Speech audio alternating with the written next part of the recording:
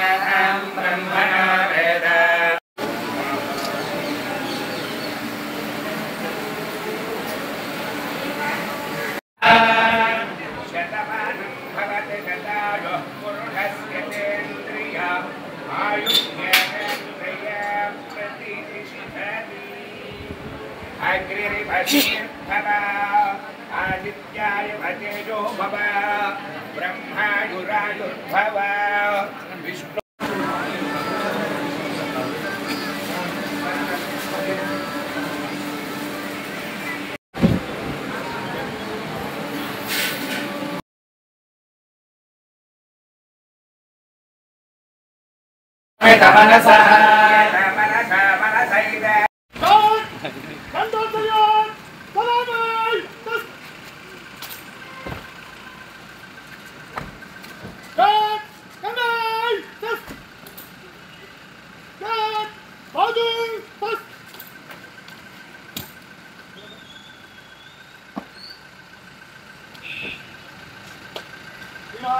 आपका निरीक्षण के लिए गार्ड हाजिर है।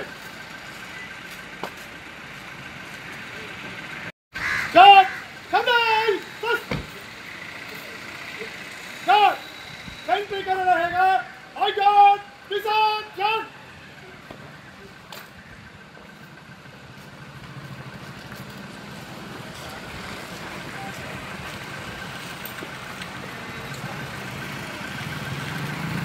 టీసీ బస్ స్టాండ్స్లో అట్లా ఇంపార్టెంట్ ప్లేసెస్లో పెట్రోలింగ్ చేస్తూ స్కూల్స్ కాలేజెస్ దగ్గర ఈ యూటీజింగ్ ఎవరన్నా పాల్పడతారు దాని మీద నిఘా పెడతారు.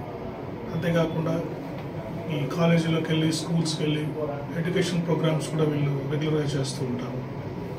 తర్వాత పోక్సో కేసుల్లో ఈ పాత నేరస్తులు ఎవరైతే ఈ సూడోఫైల్స్ అంటే చిన్నపిల్లల్ని ఇటువంటి నేరాలు చిన్నపిల్లల్ని నేరాలు చేసిన వాళ్ళ మీద ప్రత్యేకమైన దృష్టి పెట్టడం జరుగుతుంది.